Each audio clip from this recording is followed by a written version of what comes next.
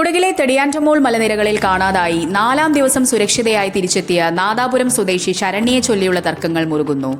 ശരണ്യയുടെ മടങ്ങിവരവ് വലിയ ആശ്വാസമാണെങ്കിലും അവർ വിവരിച്ച അതിജീവന കഥയിലെ ലോജിക് ചോദ്യം ചെയ്ത് പർവ്വതാരോഹകരും പരിസ്ഥിതി പ്രവർത്തകരും രംഗത്തെത്തിയതോടെയാണ് സംഭവം വിവാദമായത്. ആരെ വിശ്വസിക്കണമെന്ന ആശയക്കുഴപ്പത്തിലാണ് ഇപ്പോൾ സോഷ്യൽ മീഡിയ. ശാസ്ത്രീയമായോ പ്രായോഗികമായോ പൊരുത്തക്കേടുകളുണ്ടെന്നാണ് വിദഗ്ധരുടെ പക്ഷം. എന്നാൽ ഈ വിവാദങ്ങൾക്കിടയിലും ശരണ്യ സുരക്ഷിതയായി തിരിച്ചെത്തി എന്ന യാഥാർത്ഥ്യത്തിനാണ് ഒരു വിഭാഗം മുൻഗണന നൽകുന്നത്. ഓരോരുത്തരുടെയും അതിജീവനശേഷിയും മാനസിക കരുത്തും വ്യത്യസ്തമായിരിക്കുമെന്നും അനുഭവസ്ഥരുടെ വാക്കുകളെ പുച്ഛിച്ചു തള്ളുന്നത് ശരിയല്ലെന്നും ഇവർ വാദിക്കുന്നു.